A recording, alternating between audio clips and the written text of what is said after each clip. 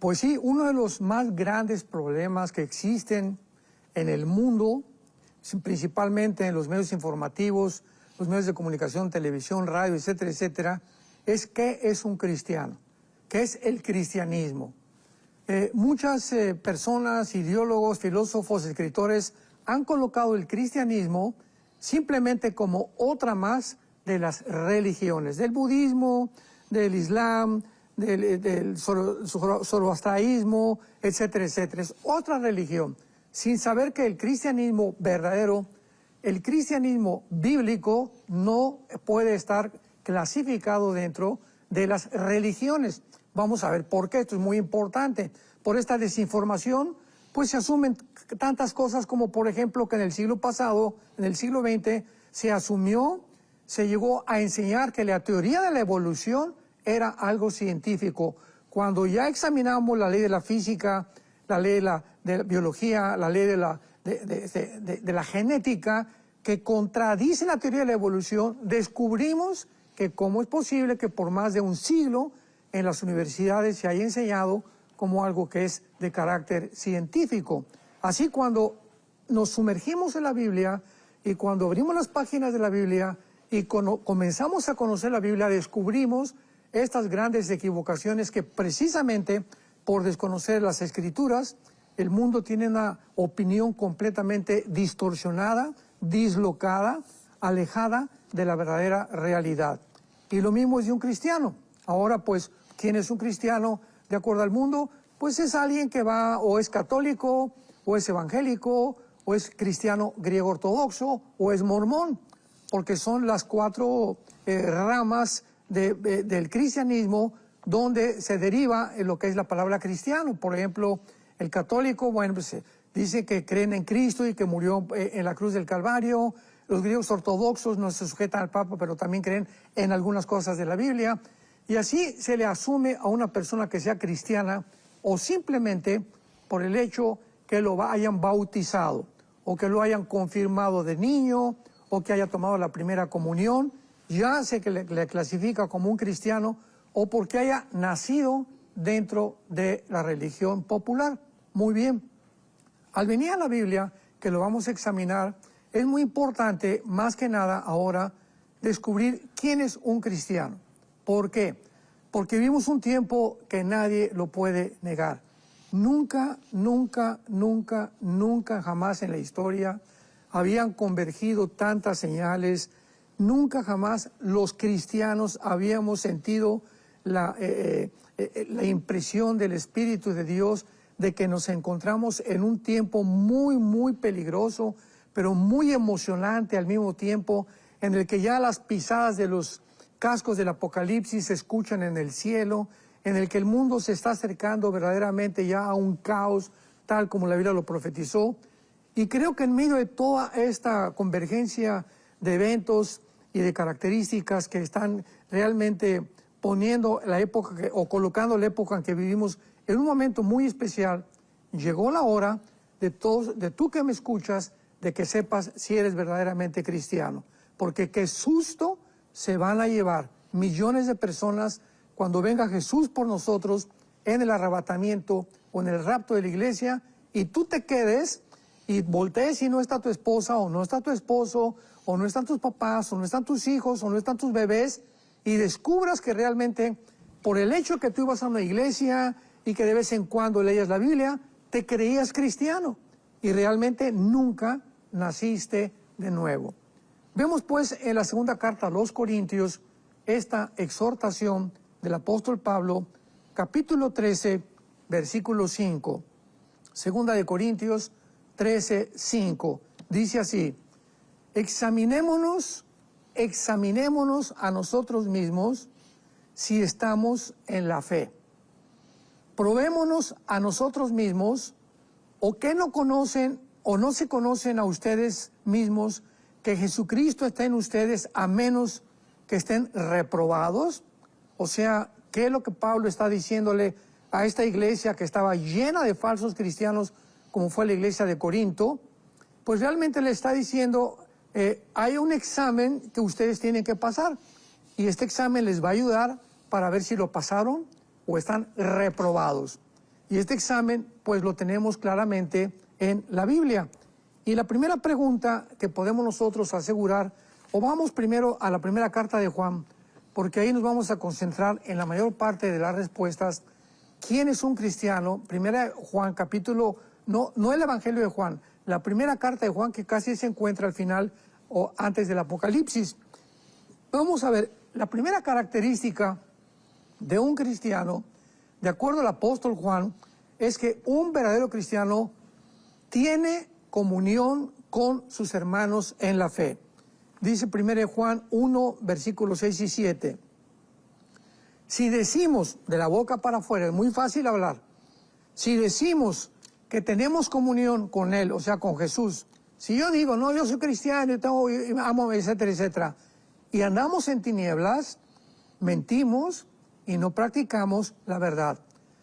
Pero si andamos en luz, si realmente estamos en el cristianismo, como Él está en luz, tenemos comunión unos con otros y la sangre de Jesucristo, su Hijo, nos limpia de toda maldad. O sea, vemos claramente que Jesucristo no solamente vino a darnos la vida eterna, a perdonar nuestros pecados, sino que a través de esta vida que Jesucristo nos ha venido a dar, podamos, los que hemos recibido verdaderamente a Jesucristo, sentir en una dimensión que podemos comunicarnos. En otras palabras, yo te podía preguntar, ¿con quién te sientes mejor? ¿Con tus amigos que no son cristianos o con tus hermanos en la fe? Porque yo conozco muchos cristianos que tienen más amigos no cristianos que amigos cristianos. Entonces hay otras personas que no les gusta ir a reuniones cristianas o tampoco se sienten bien en la iglesia. ¿Por qué? Porque no tienen comunión, no sienten esa dimensión de poder practicar, compartir con alguien que tiene la misma fe. Es la palabra cristiano, ¿verdad? El cristiano verdadero comienza a manifestarlo buscando a sus hermanos en la fe. Dice en la carta de los Hebreos, capítulo 10, versículo 24 y 25, y considerémonos unos a otros para estimularnos al amor y a las buenas obras. Un cristiano que tiene comunión con sus hermanos se siente a gusto con personas cristianas porque nos estimulamos al amor, necesitamos exhortar. Una persona que no sea cristiana no me va a estimular al amor ni a las buenas obras, porque no tiene la vida de Jesucristo. Y dice la Biblia, el versículo 25, no dejando de congregarnos, como algunos tienen por costumbre, sino exhortándonos, tanto más cuando aquel día se acerca. El hecho que nosotros vayamos un domingo, el primer día de la semana, que fue cuando el Espíritu Santo vino, fue el primer día cuando Jesucristo resucitó, podemos descubrir nosotros que en la iglesia tenemos la comunión, comparto, me gusta estar con mi hermano Pedro, con mi hermano Pablo, con mi hermano Rogelio. ¿Por qué? Porque nos estimulamos. Oye, ¿cómo estás? Te veo decaído. Mira, vamos a orar. ¿Cómo está tu esposa? ¿Cómo están tus hijos? Esta comunión que hay dentro de una iglesia, dentro de un conjunto de seres humanos que formamos la iglesia, es importantísimo para la vida de fe. Así creo que esto es lo que nosotros debemos de considerar en primer lugar. ¿Tienes tú comunión con tus hermanos en la fe? Es la primera respuesta que tienes que contestar. Ahora, dentro del cristianismo hay diversas ramas, ¿verdad? Diversas divergencias, que hay pentecostales, bautistas, nazarenos, carismáticos, etcétera, etcétera. Se llaman denominaciones. Simplemente porque la palabra de Dios, que es la mente de Dios, imaginémonos, es tan grande para la mente humana que es imposible que una sola persona pudiera decir, es que conozco ya completamente todo lo que la Biblia dice, lo entiendo y lo asimilo, porque dice 1 Corintios 8, el que cree que sabe algo, no lo sabe como lo debería de saber. Entonces, un cristiano tiene un lente para ver este pasaje de una forma, otro cristiano tiene un lente para ver otra profecía de otra forma, no que sea diferente, pero es tan profunda la mente de Dios que hay diferentes lentes para ver de diferentes puntos angulares qué es lo que Dios está diciendo. Un ejemplo, hay un choque de un vehículo. Entonces hay 4 periodistas en ese choque que van a escribir acerca del accidente. Muy bien, la persona que está enfrente del carro escribe lo que le pasó al carro enfrente, mira el parachoques, se le cayó, etcétera, etcétera. La persona que está del lado derecho escribe lo que le pasó a la puerta derecha. El que está del lado izquierdo escribe lo que le pasó a la puerta izquierda. El que está hasta atrás escribe lo que le pasó la parte última al carro en la parte de atrás. Entonces, cuando juntamos estos 4 testimonios, tenemos ya el conjunto perfecto que describen qué realmente le sucedió a ese vehículo en ese choque o en ese accidente. Entonces, así la Biblia ha levantado a hombres como Pablo, como Pedro, como Juan, que han visto de diferente forma. Por ejemplo, Juan fue el apóstol del amor, a Pablo fue al único que se le reveló el arrebatamiento de la iglesia, 1 Corintios 15, 51 al 53, al único, a nadie más se le reveló el rapto más que al apóstol Pablo. Al apóstol Pedro, ¿verdad?, se le revela todo lo que es la vida cristiana y la relación que tiene con el mundo, etcétera, etcétera. Entonces, estas divergencias que hay, un bautista, un pentecostal, un nazareno, etcétera, etcétera, tienen diferentes puntos de vista, no en las doctrinas esenciales. Ahí todos tenemos que estar de acuerdo, que solamente por medio de la fe es la salvación, que solamente a través del sacrificio de Jesucristo, que la Biblia es la palabra indubitable de Dios, y que solamente a través de Cristo podemos tener la vida eterna. Si tú crees que a través del sacrificio de Cristo, que resucitó a los muertos a los 3 días, y que solo por la fe, no por las obras vienen después, crees eso en la Biblia, eres mi hermano. Te puedes llamar pentecostal, nazareno, bautista, no me importa la denominación que tengas, eres mi hermano. Y como eres mi hermano, mi deber moral para contigo es amarte. Y no el hecho de que, pues, es que tú crees que haya lenguas. Pues yo no creo que haya lenguas. Yo creo que la salvación se pierde. Yo creo que no se pierde la salvación. Estas diferencias que no son esenciales para la salvación, tienen que ser hechas a un lado y el amor tiene que prevalecer. Entonces mi hermano pues cree eso, ¿verdad?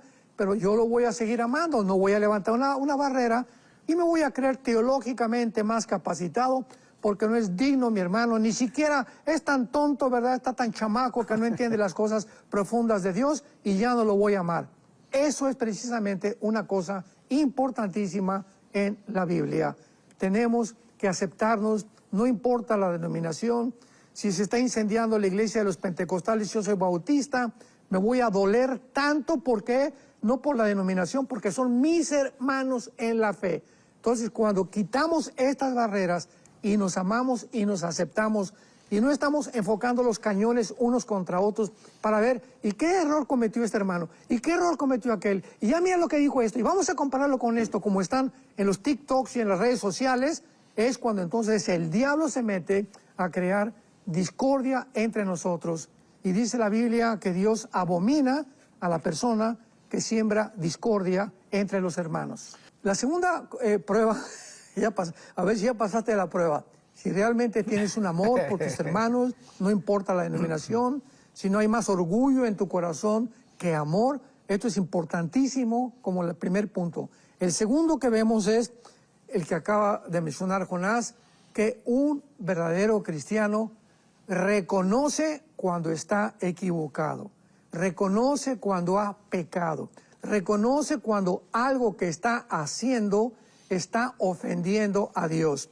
Este reconocimiento, esta conciencia, solo la pueden tener los que son verdaderamente cristianos. Leamos en la primera carta de Juan, capítulo 1, versículo 8 y versículo 9. Y dice así: si decimos que no tenemos pecado, nos engañamos a nosotros mismos y la verdad no está en nosotros. O sea, no hay una persona que puede irse a la cama hoy en la noche y decir, hoy no he pecado. Es más, tengo 3 días sin pecar. O tengo ya una semana que no he pecado. Bueno, esa persona se está considerando, ¿verdad?, como un fariseo. Bueno, si yo no he cometido ningún pecado sexual, no le he robado a nadie, etcétera, etcétera. Pero se nos olvida que no hay otros pecados, como la boca, ver a una mujer simplemente con los ojos de lujuria, no haber pagado una deuda que necesito pagar desde hace 2 o 3 meses, no le he pedido perdón a mi esposa hace 4 días o una semana de algo que la ofendí. Esas cosas solamente el Espíritu Santo nos puede crear la conciencia para que podamos nosotros sentirnos a pedir perdón. Pero dice la Biblia, entonces si alguno dice que no tiene pecado, se está engañando. Y si te crees de esa manera, ¿verdad?, no eres cristiano. Un cristiano está continuamente analizando su fe, analizando antes de acostarse. Padre Santo, te pido en este momento, Espíritu Santo, que me muestre si en este día algo he hecho, he mirado, he oído programas, he visto en la televisión cosas que no han sido del agrado de ti. Mientras avanzamos en la vida cristiana y mantenemos esta sensibilidad al pecado, no nos vamos a endurecer. Pero si así pasan 5 días, una semana, y no has pedido, Dios, Padre, examíname, como decía David, analiza mi corazón, si hay orgullo dentro de mí, nos vamos a endurecer. Y posiblemente ni siquiera eres cristiano, porque no tienes la conciencia de saber que necesitas sacar fuera la basura de tu corazón. Pero si nosotros confesamos nuestros pecados, vean el sí condicional, si los confesamos, Él, Dios, es fiel y justo. O sea, Él ha dicho, amén, mi sangre te perdona de cualquier pecado y soy justo en segundo lugar porque la justicia ya fue cumplida con la muerte de mi Hijo en la cruz. Mi perdón que te voy a dar, Panchito, mi perdón que te voy a dar, Carmelita, no es porque seas bueno ni porque lo merezcas, simplemente porque hay alguien en la cruz que pagó por ti. Y Él nos va a perdonar nuestros pecados y aparte nos va a limpiar de toda maldad. Hay un ejemplo de un niño que sale corriendo y cae en el lodo. Y llega a la casa y le dice el papá, mira, Pepito, ¿por qué caíste en el lodo? Y Pepito le dice, perdóname, papá. Y el papá lo perdona. Pero ¿qué pasa si lo perdona y no lo baña? ¿Verdad? O sea, el perdón va acompañado con la limpieza. No solamente Dios nos perdona, sino que nos limpia también, saca de nosotros esa basura que se llama pecado de nuestro corazón. Vemos algo muy importante en Romanos capítulo 7, que el apóstol Pablo, veamos quién escribe esto, capítulo 7 de Romanos, el más grande apóstol de Dios, uno de los santos más grandes que han existido a través de toda la historia cristiana. Veamos al punto en el que él llegó de madurez para poder escribir lo que vamos a leer. Romanos 7, versículo 15. Porque lo que hago no lo entiendo, porque no hago lo que quiero, sino lo que aborrezco, eso hago. Pablo comienza, me voy a ir deteniendo, Pablo comienza diciéndonos, hay cosas en mi vida que hago y de repente, ¿pero por qué hice eso? ¿Por qué miré a esa muchacha de esa manera? ¿Por qué le contesté a mi esposa de esa manera? ¿Por qué fumo si sé que el cigarro me está envenenando mi tráquea, mi faringe, mi lengua, mi garganta, mis pulmones, etc.? ¿Por qué hago muchas cosas que yo no debería hacer, pero las hago, dice Pablo? Y lo que no quiero, eso hago, apruebo que la ley es buena. O sea, las cosas que estoy haciendo, aunque no me di cuenta de ellas, hasta ahorita me doy cuenta de ellas, apruebo que están escritas en la ley de Dios, y el hecho que yo no haya pasado, lo haya pasado desapercibido, no significa que no sea malo delante de la ley de Dios. De manera, dice Pablo, versículo 17, que ya no soy yo quien hace aquello, sino el pecado que mora en mí. En otras palabras, ¡ouch!, dice Pablo, he descubierto al hacer tantas cosas imperceptibles que dentro de mí hay maldad. No se te olvide eso durante toda tu vida cristiana. Dentro de nosotros tenemos un monstruo. tenemos un poder invisible que nos lleva muchas veces, nos inclina a la maldad, a pensar, a hablar, a oír, a hacer cosas que son desagradables delante de Dios. Y dice Pablo, el versículo 18, y yo sé que en mi carne, no mora el bien. A ver otra vez, hay algo entre nosotros que se llama pecado. Número 2, hay algo entre nosotros que no habita el bien. Dentro de nosotros, si a todos de los cristianos, yo como cristiano, dentro de mí, si yo me doy cuenta que no mora el bien, no me voy a cuidar. Y les voy a explicar rápidamente un ejemplo. Estamos en una tina de un baño, agarras un globo y le pones la mano arriba al globo y lo metes debajo del agua. Mientras tú tengas la mano arriba del globo, el globo no va a saltar, ¿correcto? Pero el momento en que tú le quitas la mano al globo, el globo sale a la superficie. Bueno, ese globo es el pecado. Nosotros tenemos ahora ya la mano, es el Espíritu Santo, el que nos fue dado para dentro de nosotros controlar el pecado. Pero el momento en que nosotros descuidamos nuestra vida con Dios, descuidamos la palabra de Cristo, descuidamos la comunión con los hermanos, descuidamos no confesar nuestros pecados, ¿qué pasa? Que el pecado se manifiesta otra vez en nuestra vida. Y entonces nos preguntamos, ¿pero por qué volví a fumar? ¿Por qué volví a caer en adulterio?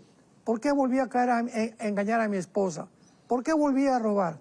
¿Por qué volví a hacer estas cosas? Simplemente porque otra vez esa fuerza que no has descubierto de maldad dentro de tu corazón ha subido a la superficie y está otra vez controlándote. Tenemos que entender esto. El pecado es tan poderoso que puede volver a controlarnos por segunda vez.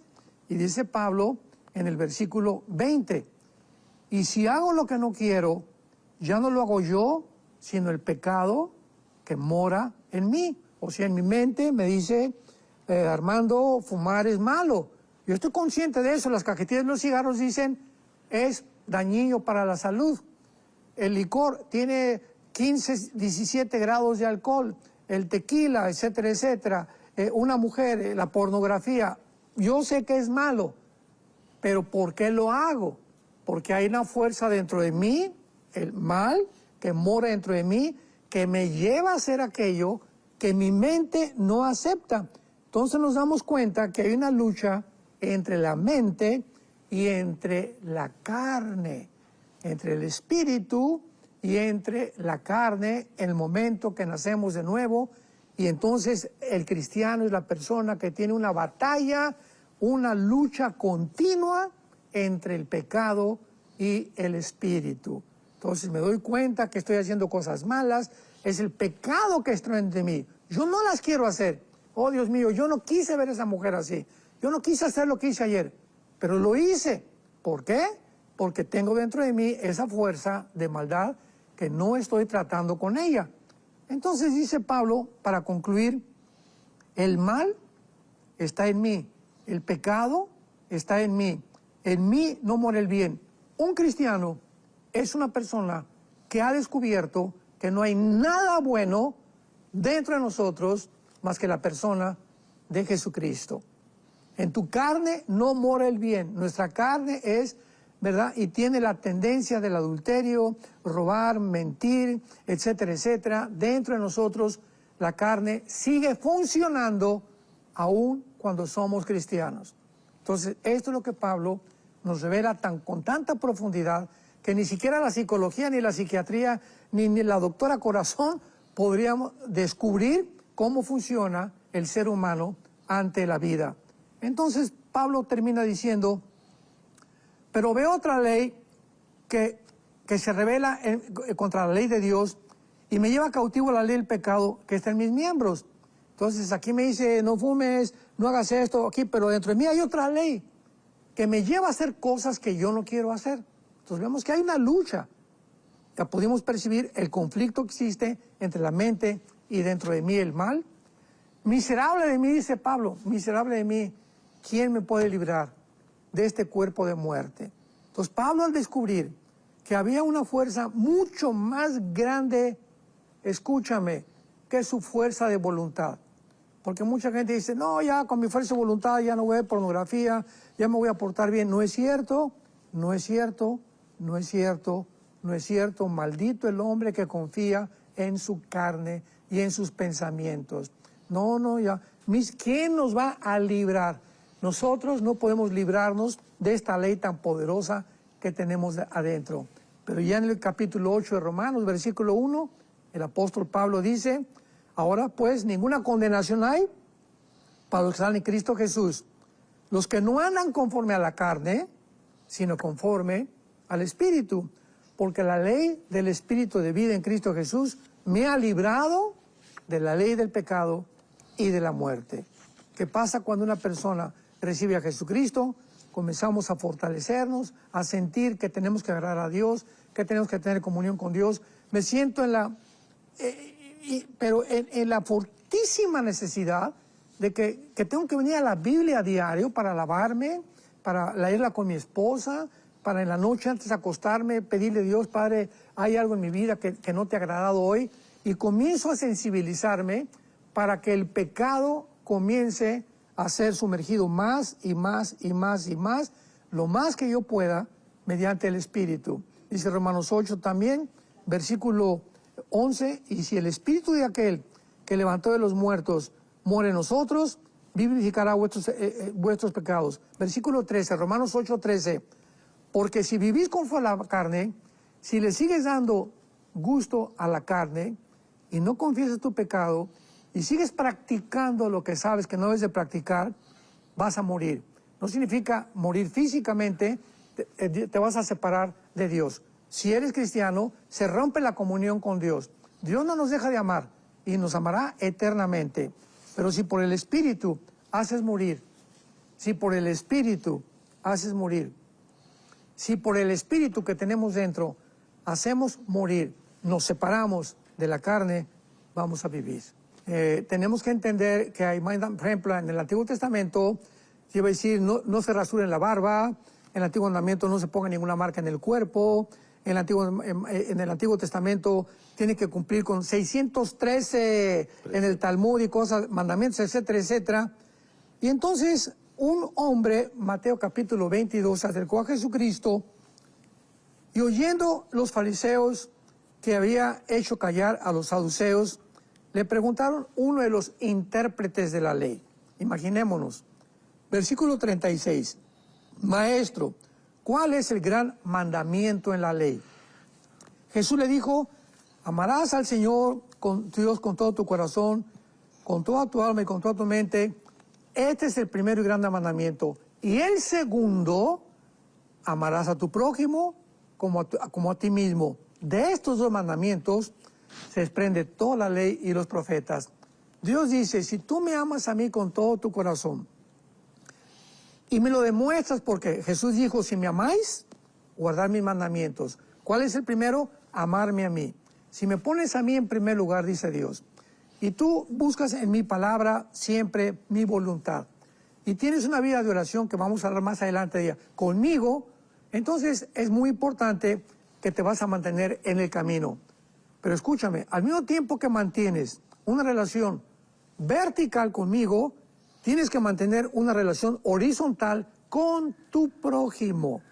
Entonces no hay tal cosa como amar a Dios y deberle algo a alguien, o tener rencor contra alguien, o estar de peleonero, o estar influyendo o metiendo cizaña entre los hermanos, porque nuestra relación con mi prójimo es más importante que cualquier otra relación, y en el sentido que tenemos que, ¿cuál es mi prójimo? Bueno, mi prójimo, principalmente, ¿quién es? Mi esposa. O sea, el primer prójimo que tengo junto a mí, si soy cristiano, es mi esposa. Entonces me dice Dios, no, dice en 1 Pedro 3:18, acordémonos, no me ores ni me pidas nada si tu relación con tu prójimo está equivocada. O sea, comienza con tu esposa. Si tú tienes una relación equivocada con tu principal prójimo, que es tu esposa, entonces no vengas a pedirme nada. Ve con ella, pídele perdón, arregla tu relación y entonces podrás cumplir mis mandamientos. Entonces, si nosotros estamos preocupándonos realmente por mantener una relación con nuestra esposa, con nuestros hermanos, no herir a nadie, no no herir la reputación de nadie, no quejarnos de nadie, no hacer públicos los pecados de nadie también, a menos de que tú vayas con esa persona y lo reprendas. Estamos guardando realmente la ley de Dios. Bueno, dice en 1 Juan capítulo 2, versículo 15 y 16, otro pasaje muy mal interpretado. 1 Juan 2, 15 al 16. No améis al mundo ni las cosas que están en el mundo. Si alguno ama al mundo, el amor del Padre no está en él. Ah, caray, qué radical, ¿verdad? Si alguno ama al mundo, el amor del Padre no está en él. O sea, no eres cristiano, definitivamente. Porque el amor de Dios es lo que caracteriza a la vida de un ser humano que tiene realmente a Jesucristo. Y entonces explica Juan, porque todo lo que hay en el mundo, los deseos de la carne, los deseos de los ojos y la vanagloria del mundo, no provienen del Padre, sino del mundo. Y el mundo pasa, y los deseos, pero el que hace la voluntad de Dios, permanece para siempre. Esto aparentemente se podría contradecir con Juan 3:16, ¿verdad? ¿Se acuerdan? Porque de tal manera amó Dios al mundo que dio a su Hijo unigénito. Entonces parecería que hubiera una contradicción. Aquí se nos dice que no amemos lo que Dios amó. No, Juan lo está explicando. Cuando Jesús dice, de tal manera Dios amó al mundo, se refiere a la humanidad, a los seres humanos que estamos en el planeta Tierra. Y cuando dice Juan, no amemos al mundo, está hablando de que no amemos las cosas que están en el mundo, como todos los deseos de los ojos. Los deseos de los ojos, es lindo ver un paisaje, es lindo ver el mar, es lindo ver el campo, es lindo ver los animales, pero hay cosas que Dios no quiere que veamos, como malas películas, pornografías, ver a una mujer y desnudarla con los ojos. Son deseos que hay de los ojos. Si estás gordo, no vayas a una panadería y te metas a la panadería. Qué rico huelen los croissants, ¿verdad? Qué rico huelen las donas, qué rico huelen las conchas. Te estás atormentando, o sea, por el amor de Dios. Esos deseos te van a llevar a romper tu dieta y a caer otra vez, hasta puedes llevar a la diabetes, por no curar tu obesidad. Entonces, eso es a lo que se refiere Dios. No ames las cosas que a través de tus ojos te provocan deseos insanos. Y también no estés viendo pornografía ni películas sucias, porque te van a crear deseos insanos que tarde o temprano van a llevarte a una esclavitud, porque todo el pecado esclaviza al ser humano. Y la vanagloria de la vida. No ames el aplauso, no ames sentarte hasta adelante de la fila para que todos te vean. No ames en una reunión ser el centro de la atracción de todos los demás. No ames siempre los primeros lugares. No ames esa gloria. No te sientas orgulloso porque la gente te reconoce. Simplemente recuerda como ese cuento que dicen que llegó una persona, ¿verdad? Y dijo, el burrito volteó, el burrito que traía Jesús al entrar a Jerusalén, le contó a su familia, oigan, vean ustedes nada más cuántas personas me estuvieron aclamando ahora. Y le contestaron sus hermanos burros, ¿qué burro eres? No es a ti al que aclamaban, sino al que iba arriba de ti.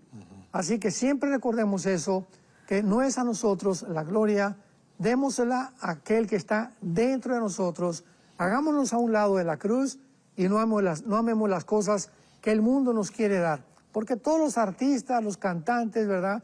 Hay hasta cristianos y hay hasta personas, celebridades cristianas, que aman demasiado la fama, que aman demasiado la celebridad, que hasta están buscando para tener más seguidores en las redes sociales, para poderse dar más a conocer. Esa motivación no es buena. Tenemos que hacernos siempre a un lado y dejar que Jesús viva delante de nosotros. Eso lo significa no amar al mundo. Estuve invitado una vez a la Facultad de Filosofía en la Universidad en la Ciudad de México, a la Facultad de Filosofía, y les hice una pregunta muy fácil a los estudiantes de filosofía y a los maestros también. Y la pregunta que les hice fue, ¿alguien de ustedes puede definir qué es la verdad? Pues imaginémonos, uno volteó, ¿verdad? Y me dijo, bueno, mire, doctor Alducin, usted puede tener una verdad que yo tengo otra verdad. Para mí, por ejemplo, soy gay y esa es mi verdad. usted dice que no es gay, bueno, esa es su verdad, quédese usted donde está y déjeme a mí con mi vida. Otro se levantó, bueno, es que para mí mi verdad es Buda y para usted es Cristo. Entonces, cuando entramos en un conflicto de divergencia de opiniones de este grado, simplemente se deriva porque no conocemos los términos que estamos usando. Por eso comencé preguntándoles, definan qué es la verdad. Y comencé diciéndoles, bueno, mira, ahí para ustedes lo que me han contestado se llama una verdad relativa, que es el relativismo. El relativismo es eso que ustedes están discutiendo ahora. Pues usted tiene una verdad, Buda tiene otra verdad, Cristo tiene otra verdad, en fin, no hay una verdad absoluta que defina qué es la verdad. Entonces, si seguimos en ese campo, ¿por qué entonces los nazis en la Segunda Guerra Mundial los condenaron a muerte en el juicio de Nuremberg, 1947, cuando los generales nazis dijeron, es que para nosotros la verdad era obedecer las órdenes del Führer. Entonces, para nosotros era más importante obedecer al Führer que los millones que matamos. Entonces, en ese caso, vuelvo a repetir, si la verdad es relativa y cada quien tiene un punto de la verdad, no hay una verdad absoluta. Baja del cielo al mundo un hombre llamado Jesucristo y nos dice, yo soy la verdad. Y la verdad, la respuesta a la pregunta que les hice esta vez a estos muchachos es la siguiente. La verdad es aquello que no puede, apúntalo, es aquello que no puede estar sujeto a ningún cambio. Jesucristo es el mismo ayer, hoy y por los siglos. La verdad científica hace 20 años no es una verdad actual. La astronomía es una verdad de la ciencia humana. Definió Plutón es un planeta. Hace 10 años. Ahora se descubrió que Plutón, lo que era considerado un planeta, no es verdad. No está considerado ni llena los requisitos para considerarlo y clasificarlo dentro de los planetas. Y ahora busca un libro de astronomía y ya no encuentras a Plutón como planeta del sistema planetario en que estamos viviendo. Y así nos damos cuenta que la ciencia no puede tampoco tener la verdad. Dijeron que veníamos del chango, que veníamos de los animales. Viene otra verdad, la física, la genética, la biología, y esa verdad que se consideraba verdad, deja de ser verdad. Entonces, la verdad solamente puede ser algo que no esté sujeto a cambio. Y Jesucristo es el mismo ayer, hoy y por los siglos. Él es la única verdad que existe en el universo. Juan 17:3. Esta es la vida eterna. ¿Qué es la vida eterna? Que me conozcan. Si Jesús no hubiera descendido al mundo, los hombres mediante investigación científica o intelectual nunca hubiéramos conocido de dónde venimos, quiénes somos y a dónde nos dirigimos. Tenía que bajar Dios en forma humana al planeta Tierra para abrir nuestra mente al permitirle que Él entre a nuestra vida mediante el Espíritu de Dios, para abrirnos los ojos y dejarnos este mapa que es la Biblia, y la Biblia revelarnos los pensamientos que el ser humano, por su investigación o por más inteligente que seas, no lo vas a poder comprender, y entender que realmente comenzamos a conocer al Dios único, vivo y verdadero, al Dios de Abraham, de Isaac y de Jacob, al Dios de Israel, al Dios de la Iglesia, al Dios y Padre de Jesucristo, el gran pastor de las ovejas, que resucitó de los muertos por la sangre del pacto sempiterno, para hacer en nosotros que hagamos las cosas agradables delante de Él. Mientras no conocemos a Dios, a través de Jesucristo, no podemos hacer las cosas que son agradables delante de Él. Cristo lo dijo en Mateo 11, 25 al 27. Escuchen lo que dijo Jesús. Mateo 11, 25 al 27. Nadie conoce al Padre. Buda no conoce al Padre. Mahoma nunca conoció al Padre. Zoroastro nunca conoció al Padre. Los gurús no conocen al Padre. Ningún hombre conoce a Dios más que yo. Y he bajado al mundo para decirles quién es mi Padre. Entonces, si alguien quiere conocer a mi Padre, escucha. Si tú quieres conocer a Dios, primero, dijo Jesús, me tienes que conocer a mí. Porque yo soy el que he venido a revelarles al Padre. Entonces no se puede llegar al Padre si no es a través del conocimiento del Hijo de Dios.